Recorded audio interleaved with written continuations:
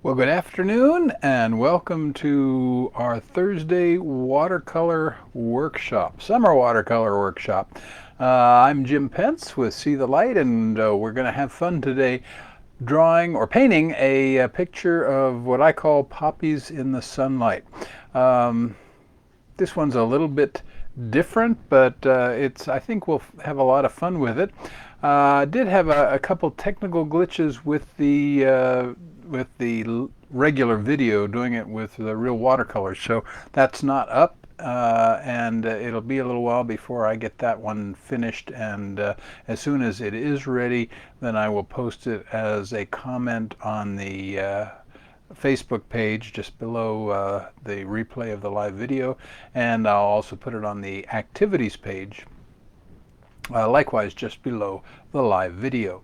So here is the demo that I did. When I always practice these a couple times just to try and see what things I can do and different ways that I can do the painting.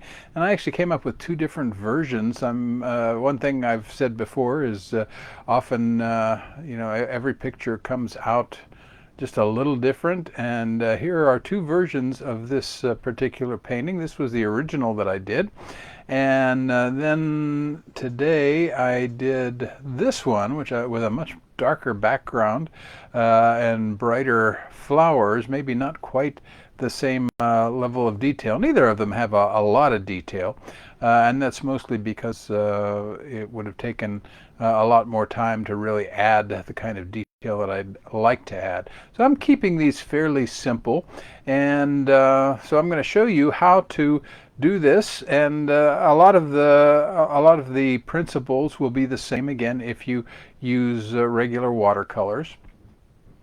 I'm working with a reference image that I got off of Pixabay, and I will also post a link to this image and to the photographer who posted it.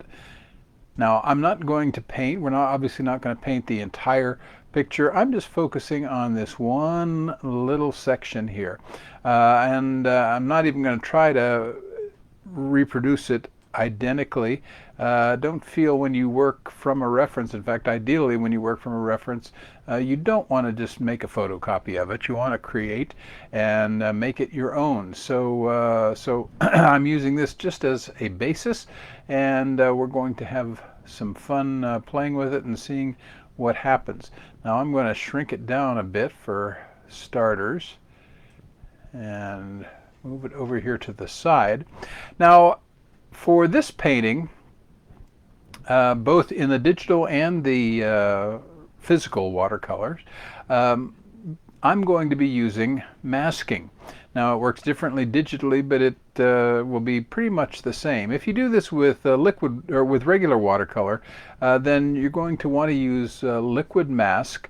And if you don't have that, you can still do this painting, but you have to be a little bit more careful with the background. But we'll talk about that when I get there. For starters, I just want to do the sketch. And as I look at these poppies, particularly from the side, you always want to think in terms of shape. And what they remind me of is bowls, just little tiny bowls. So that's what's in my mind as I draw. Then I'm also going to draw a couple of these little buds here just to give some accent. So I'm going to start by going to my pencil tool, and I'm going to take black, and I'm going to start with the big one and position it up here. And again, I'm definitely not trying to do a detailed, like a contoured drawing, in the sense that I'm going to try to get every detail right. I just want to get that bowl feel, and I don't even need really a whole lot of detail in my sketch. I want to basically just get those down. Now, if you're doing this on regular paper, then you're going to want to use very light pressure with your pencil, because you don't want the pencil sketch to show through once you do your watercolor over it. Okay, so just two kind of circular oval shapes, going to come down here to this one. This one looks actually like a bowl with almost like fluted sides there. So I'm going to kind of get that feel here. Come down. If you notice, the bottom is pretty flat. And okay, so there's that one. And then this one over here is a little bit more elongated, but it still has that bowl feel. Bottom here is almost a V. Okay, so we're going to get that kind of a feel. Almost looks like a fan open. Okay. And I don't need a lot of detail in the different petals and stuff, because we'll do all that with the watercolor. Okay. If you look, and let me bring this over for a second. If you look at these buds, that almost looks like a little glass or a little cup. So we've got that one kind, then we've got these here that are almost like a teardrop. So I want to throw a few of those in there. Let's move the reference image back over. Okay, so I'm going to throw right here, I'm going to do one of these little cup things. I don't know what you call them, what the technical term is.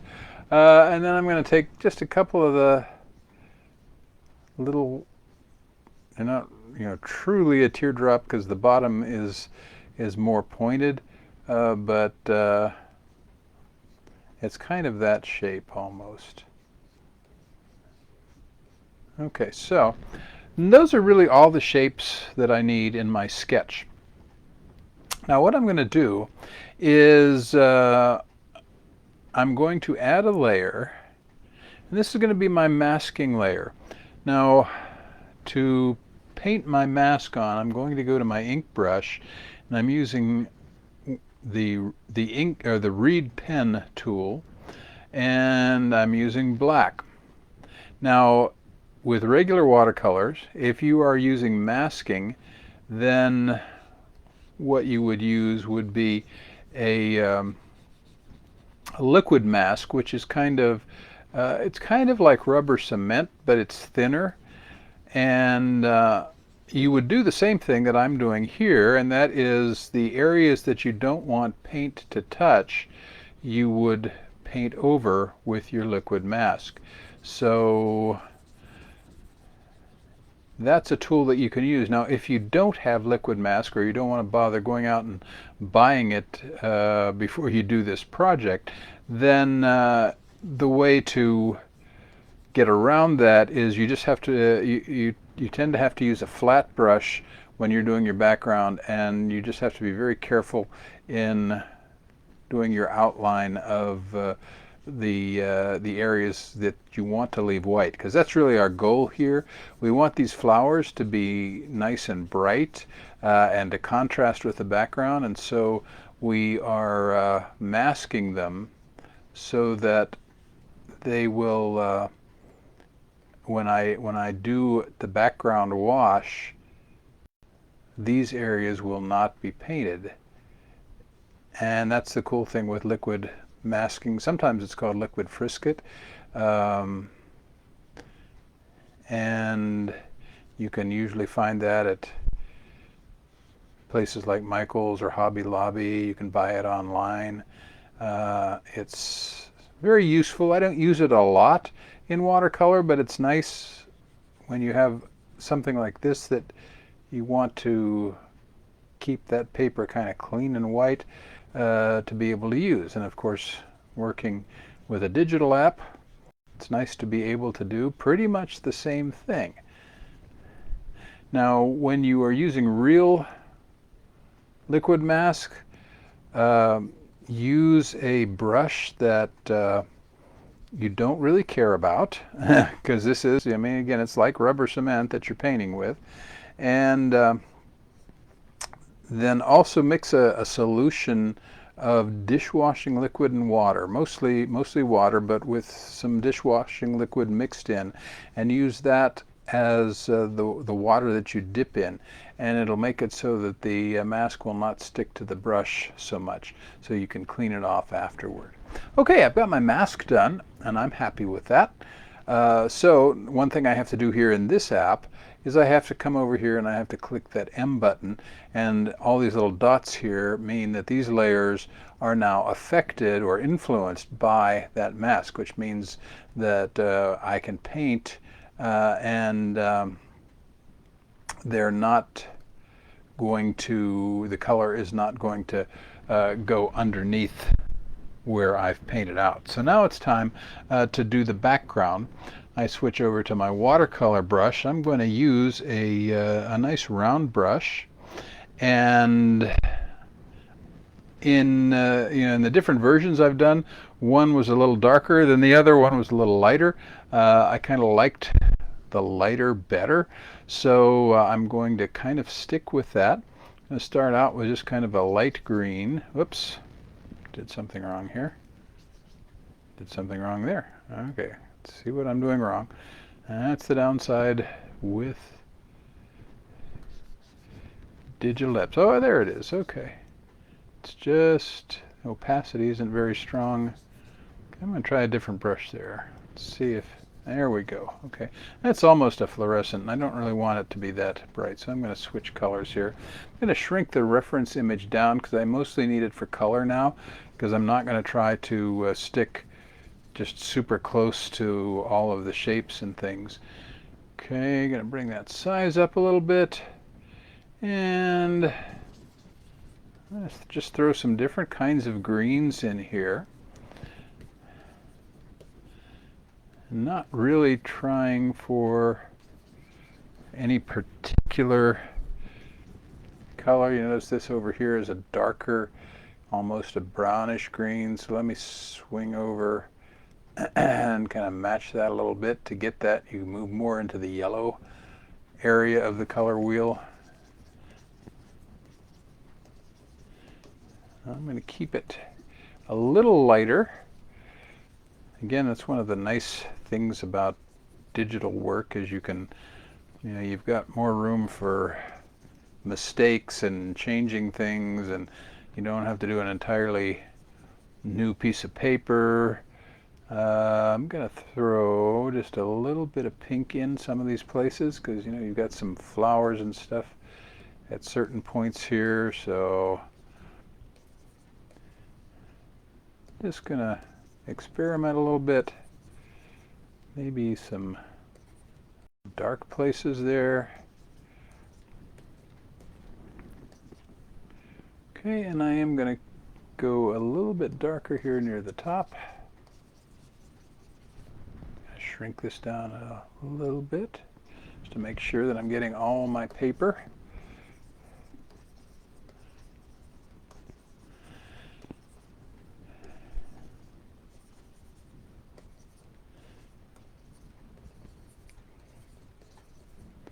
Make this a little bit bigger. Go back to a, let's see, what kind of green do I have here? There, kind of a darker green down here at the bottom. Let's make that a little bit darker.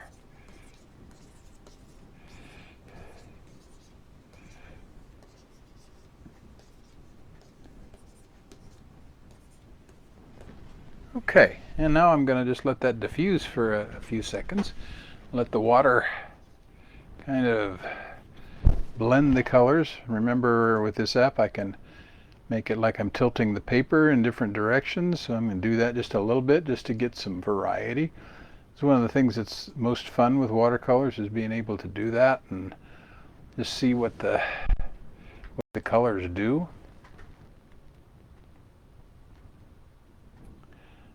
Okay, and I'm going to go back down here, and I'm going to come up with my blending tool, and this is something that you can't really do too well with watercolor.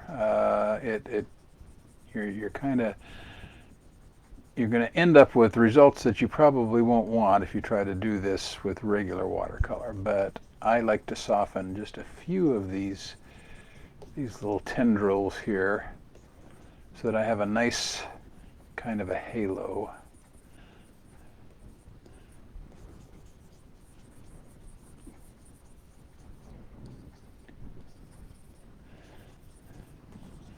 Okay, I like that, and so I'm going to come over here. I'm going to get my digital hair dryer out and dry the paper. And now I could come back in again. I could add more color. For time's sake, I'm not going to do that today. And I kind of like how the background turned out this time. So now it's time to uh, begin working with our flowers. So what I'm going to do is, first of all, I'm going to come back here and turn off, well actually I'm not going to turn off my masking layer. I am going to unlock it, and I'm going to turn off the mask. And then I'm going to make sure I'm actually on the masking layer. I made this mistake a couple times before, and I want to clear that layer, get rid of the mask. With regular masking, you will there are some tools that you can use to remove it. If you wash your hands very well ahead of time and dry them, you can use your finger and just kind of rub across it, and it will pull off the paper pretty easily. Okay, so now I'm going to go back, and I'm actually going to come back here to each of these layers below, and I'm going to turn off that little white button, which means it's an influenced layer, because the masking is gone. I don't need that anymore. Okay, now I've got the 3 buds and I've got the flowers. I'm going to begin, and let's make this just a little bit bigger here. Whoops, that's a little bit small. I don't want it that small. Okay, let's try that again. Technology is great, except when it doesn't do what you want it to.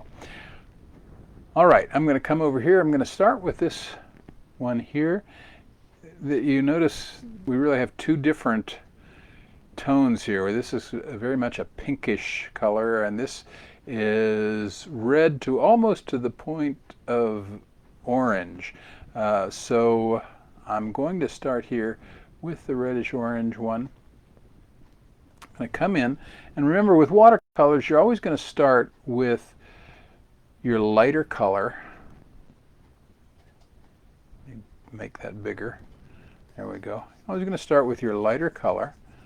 I'm going to very loosely try to follow the direction of the petals here. Just kind of pull down toward that center.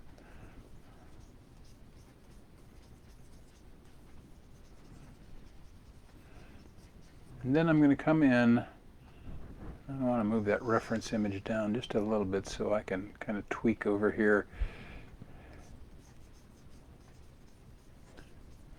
I want to leave the top part of the flower with lighter values and work toward darker near the bottom.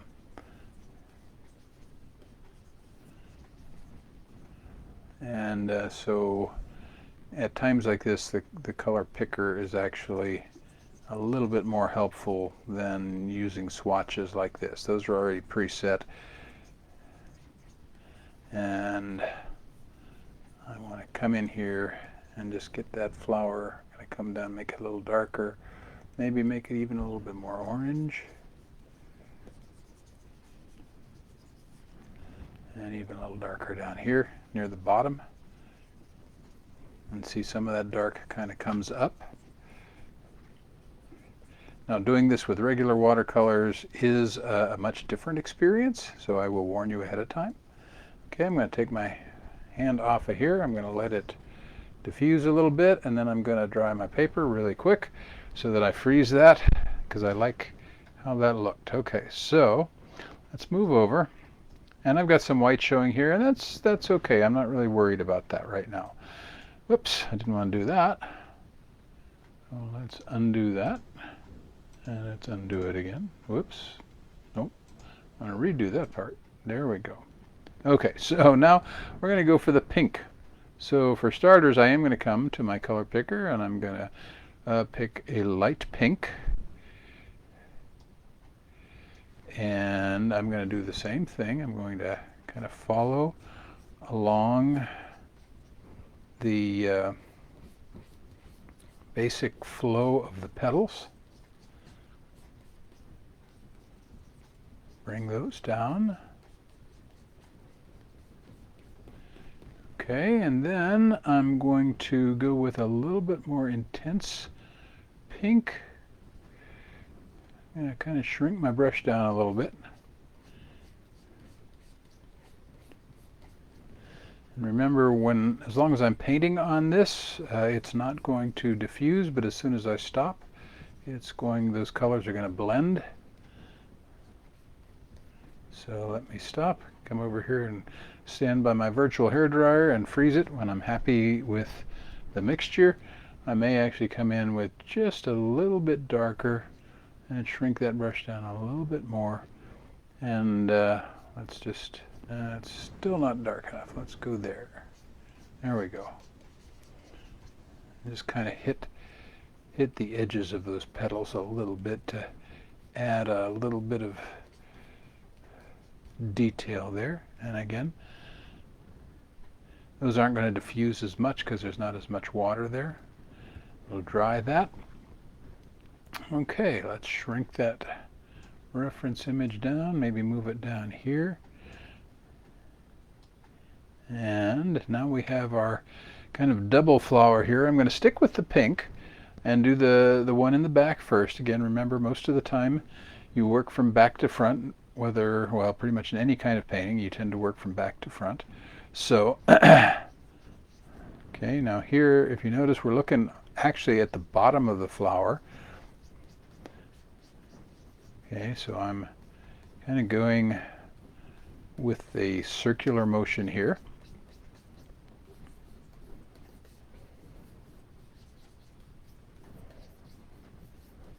Okay, now I'm going to come in with a little bit more intense pink, particularly up here near the bottom. Now you notice the got a little white here.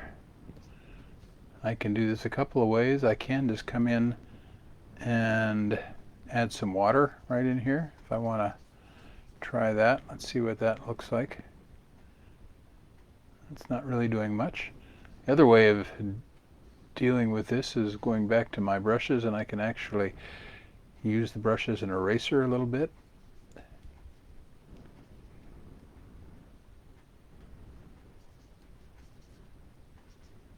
And kind of lift that out. If I were doing this with regular watercolors, I'd be using a tissue to lift some color out. And I'm going to let that diffuse for just a second, and I'm going to pause it. Okay. And let's go now for the main flower. Main flower is going to be, again, the reddish orange. And actually, I'm going to use my eyedropper here to get me back into pretty much that same red orange, and then go back here, get our reference image back up and relocate that. Okay, so now you'll notice it's really light here around the edge, very, darker, super dark, and then a little darker there on the top. So let's start with our light down here. Oops. Oh, I'm still on eraser. I don't want to erase. I want to go back here again. Okay. Okay, so what I want to do is make sure that I'm leaving that little area up there, because I'm going to come back in with some darker. Bring these petals down.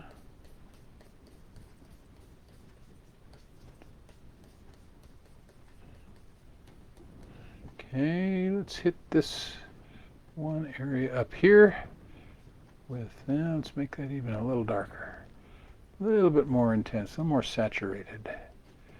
There we go. I like that. Okay, as for dark, we're going to come this way down here, almost into black. Not quite. Don't like black.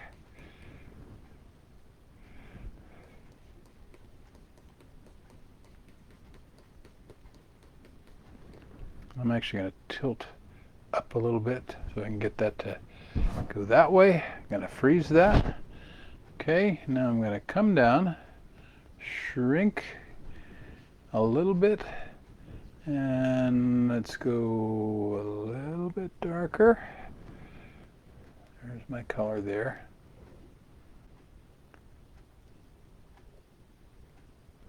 Okay, and I'm going to again come in with just some solid lines. Let's make this more intense here.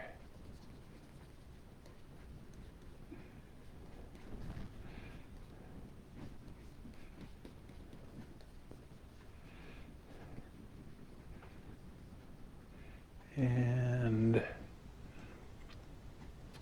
let's see, I want to come over here with my blender.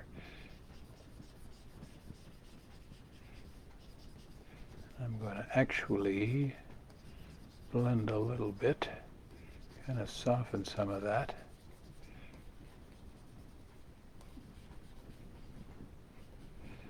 And maybe come in one more time.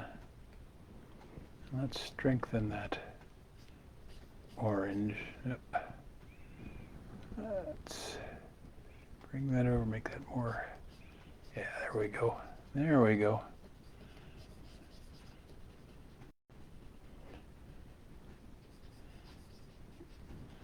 And I'm going to add a little bit of that in there too, just for fun. Okay, and I'm going to dry that real fast.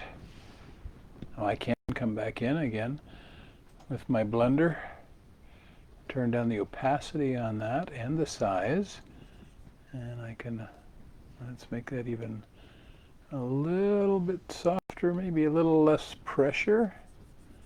There we go. I don't want to completely erase it. I just want to kind of soften it a little bit.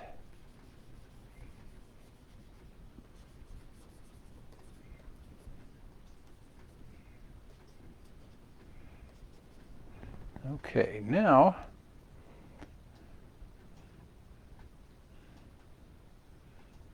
I'm going to go with a very dark green. So I'm going over here to the greens. I'm going to keep the green in the direction of the yellow. That's going to give me more of a forest plant type green as opposed to a, a bluish green or a fluorescent green. So I want to make that really dark. And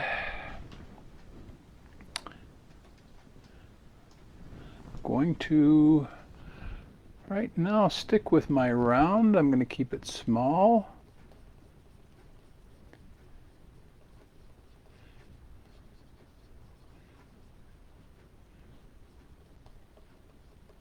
And let's paint in that little cup first. And then I'm going to make that a little bigger and paint in. Actually, I'm going to dry that layer first.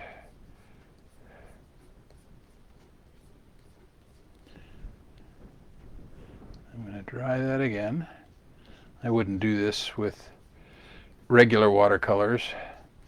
I wouldn't need to, but with this app, if you don't, then it diffuses like there, whether you want it to or not. Let's take my blender and soften that back out.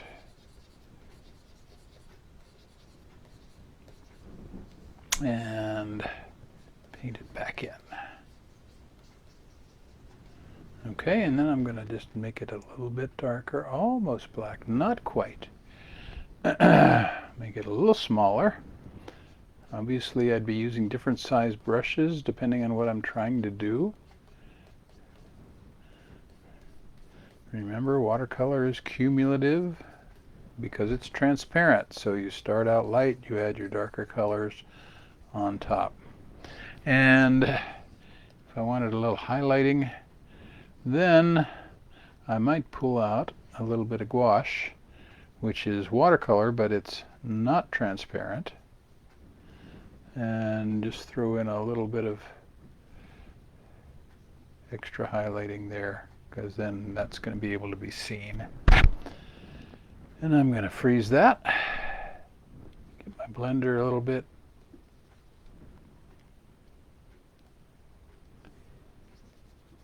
Maybe soften that edge a little bit.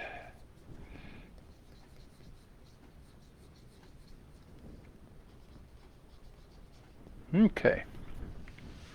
So we're almost out of time, but we still have to put some stems in. Otherwise, we've got flowers that are floating in the middle of the sky, which would be really cool, but that would be for a fantasy picture. This is not a fantasy picture, so I'm going to get my liner. Liner, like I've said before, is a very fine brush, sometimes very long. In that case, it's called a rigger. And I'm going to go again with a green, again on the yellow-green side. So I'm going with a warm green as opposed to a cool green. I'm going to make it really, really dark. It's almost too light there. Okay. And I want my liner to be a little bit bigger, not so much water. And let's see what we get here. And again, one advantage of digital is if I don't like it, I can change it. So let me see what I get. I'm going to do this because this is really prominent here. And just one nice long line. I'm going to dry that. You can't really see the stems for the others, but I'm going to throw them in there.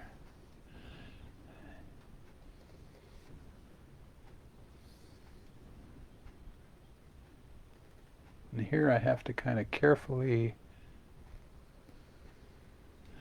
go like that. And then for this one, there we go. It's actually a little thin for that size of flower, so let's make it a little bit better.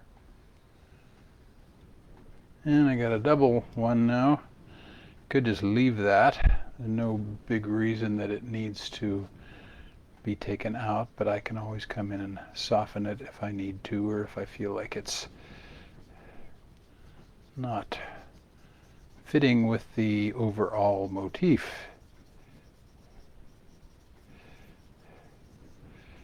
Now, I could go in, we're out of time now, so I'm not going to, but I could go in and if I wanted to add a little bit of highlighting on these stems, I could add some other things in here. I could come back and add some detail in the background, but you know, I'm kind of happy with how this one came out, so I'm going to leave it like it is. I could make these darker, but I'm gonna call it done because I really like how the colors, particularly in the background, came out, and also we're out of time. So now again, I will have the video of the actual painting up as soon as I can. It's not quite finished yet, which is one of the reasons the video hasn't been done. So I will get that done and get it posted to the Facebook and activities pages, and you can watch that.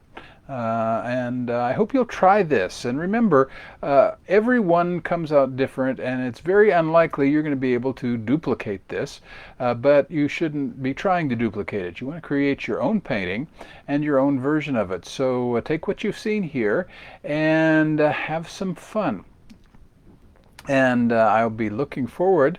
You know, you're always free to email me your pictures if you'd like me to see them. You can either post them on the Facebook page or you can send them to me at james@pence.com, and I'd love to see them. So that's all for today. I hope you enjoyed it. I hope you'll try this and have fun with it. I'm Jim Pence with See the Light. Next week we'll be back with another watercolor picture, and I don't know what it'll be yet, but we'll have fun. So remember, keep drawing and don't forget to have fun.